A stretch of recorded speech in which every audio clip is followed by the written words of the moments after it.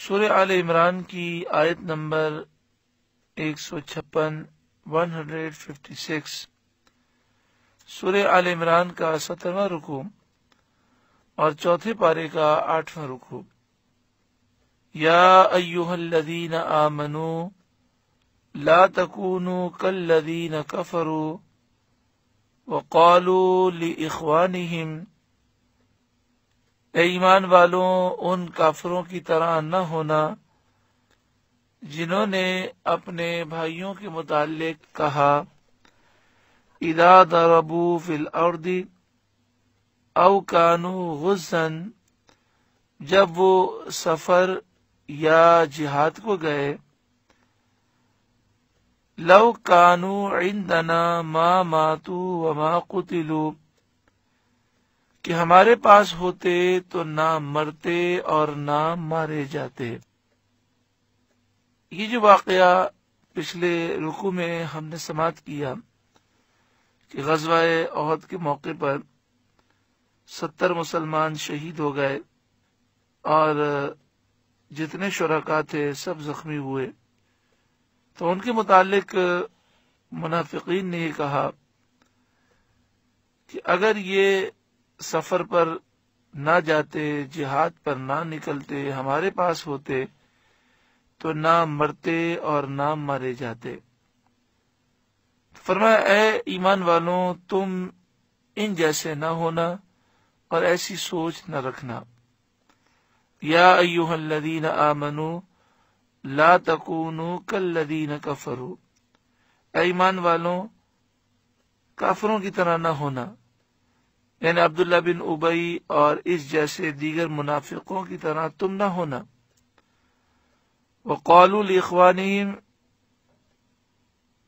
اور انہوں نے کہا اپنے بھائیوں کے متعلق جو صحابہ شہید ہوئے تھے۔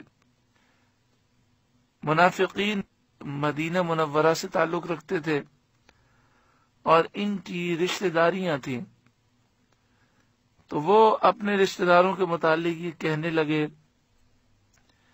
اذا ضربوا فی الارض، جب انہوں نے زمین میں سفر کیا، او کانوا غزا، یا وہ جہاد پر گئے، تو ان منافقوں نے کہا لو کانوا عندنا ما ماتوا وما قتلوا، اگر یہ ہمارے پاس بیٹھے رہتے تو نہ یہ مرتے اور نہ ہی یہ مارے جاتے۔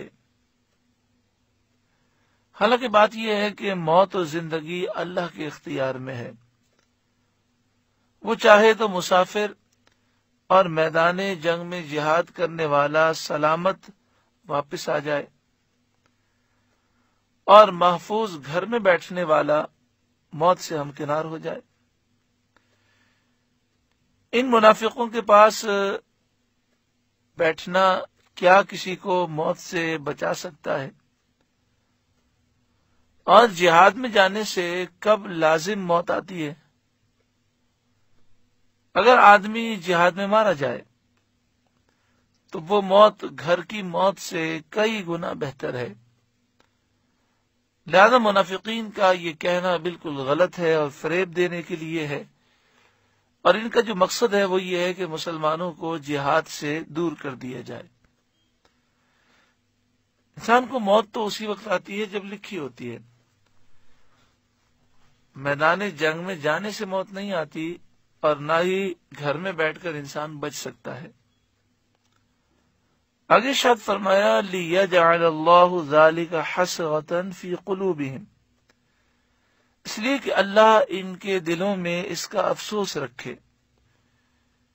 اور یہ کڑتے رہیں کہ کاش یہ نہ جاتے تو نہ مرتے۔ واللہ یحیی و یمیت، اور اللہ زندہ کرتا ہے اور موت دیتا ہے، تو ان کی اس طرح کی باتوں سے کوئی فائدہ نہیں، زندگی اور موت اللہ کے دست قدرت میں ہے۔ واللہ بما تعملون بصیر، اور اللہ تمہارے کام دیکھ رہا ہے۔ وَلَئِن قُتِلْتُمْ فِي سَبِيلِ اللَّهِ، اب اس آیت کریمہ میں یہ درس دیا جا رہا ہے کہ تم جہاں کہیں بھی ہو تمہیں موت اپنے وقت پر آئے گی، اگر اللہ کی راہ میں موت آ جائے، تم اللہ کی راہ میں شہید کر دیے جاؤ یا اللہ کی راہ میں طبعی موت سے انتقال کر جاؤ، تو اس میں تمہارا نقصان کیا ہے؟ موت تو اپنے وقت پر آئی، لیکن تمہارے لیے بے حساب ثواب اور مغفرت کے خزانے حاصل ہو گئے۔